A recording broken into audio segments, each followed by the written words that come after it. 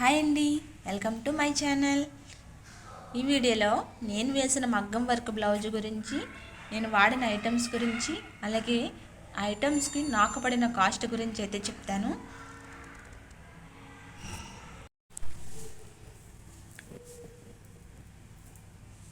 ఇదైతే బ్యాక్ అండి, back design.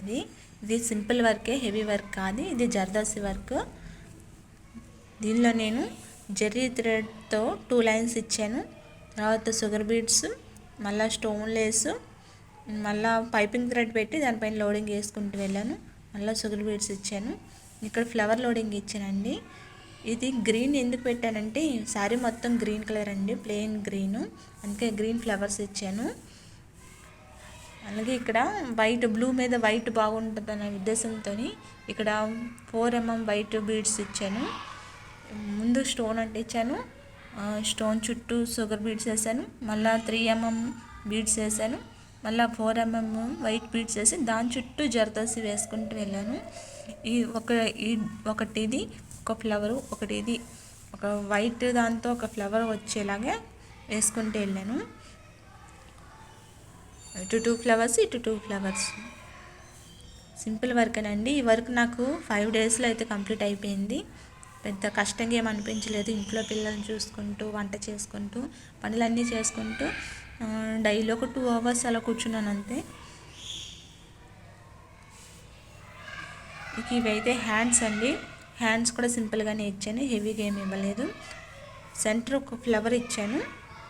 Flower ఇచ్చి సేమ్ బ్యాక్ ఇచ్చినట్టే ఇటు ఒక వైట్ బీడ్స్తోని, ఇటు ఒక వైట్ బీడ్స్తోని ఇచ్చాను. ఇందులో నేను ఒక వైట్ డ్రాప్ కొందన్స్, గ్రీన్ డ్రాప్ కొందన్స్ నా దగ్గర ఉన్నాయి కదా అని వాటితోనే వేస్తాను. ఇదేమొచ్చి గోల్డ్ రౌండ్ కొందనండి. ఇవి కూడా గోల్డ్ రౌండ్ కొందనే అంటించాను. అంటించి దాని చుట్టూ షుగర్ బీడ్స్ ఇచ్చాను అనమాట అక్కడక్కడ. ఇది సెకండ్ హ్యాండ్ అండి. దీనికి కూడా సేమ్ ఒక ఫ్లవర్ ఇచ్చాను.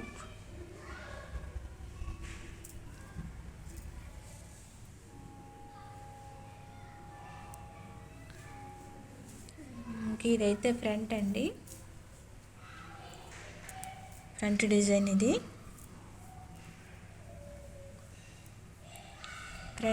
ఫ్రంట్ ఫ్లవర్ కనిపించాలన్న ఉద్దేశంతో ఇక్కడ ఒక ఫ్లవర్ ఇచ్చాను.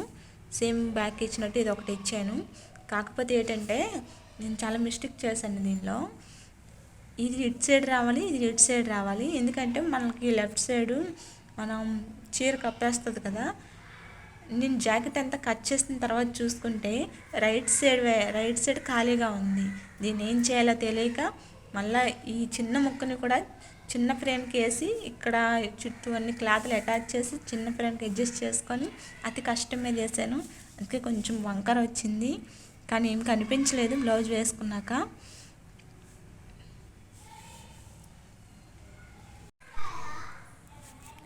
ఈ బ్లౌజ్కి నాకు ఏ ఐటమ్కి ఎంత అమౌంట్ పడిందో ఇప్పుడైతే చెప్తాను. ఇది ముందుగా జెర్రీ థ్రెడ్ అండి. జెర్రీ థ్రెడ్ ఒక 10 రూపీస్ అయితే పడిందండి. నీడిల్ అయితే హెవీ బ్లౌజ్కి అయితే ఒక నీడిల్ వస్తుందండి. ఏదైనా సింపుల్ వర్క్ బ్లౌజులకి అయితే ఒక టూ బ్లౌజెస్కి ఒక నీడిల్ వస్తుందండి. నీడిల్ ఏమొచ్చి 25 రూపీస్. దీనికి ఒక 10 రూపీస్. షుగర్ బీడ్స్ నేను వాడింది అయితే ప్రిజో షుగర్ బీడ్స్ అండి. షుగర్ బీడ్స్ నాకు ఒక 50 grams పడింది, 50 రూపీస్ అయిందండి. పైపింగ్ థ్రెడ్ దీనికి ఒక 10 రూపీస్ అండి. నెక్స్ట్ స్టోన్ లేస్ నాకు 1 మీటర్ ప్లస్ ½ మీటర్ పడిందండి. 1 మీటర్ వచ్చి 30 రూపీస్. 1.25కి నాకు 38 రూపీస్ అయితే పడిందండి. ఇంకా కుందన్స్ మొత్తం డ్రాప్ షేప్, రౌండ్ షేప్ మొత్తం కలిపి, మొత్తం కుందన్స్ అన్నీ కలిపి నాకు ఒక 10 grams పడి ఉంటాయి.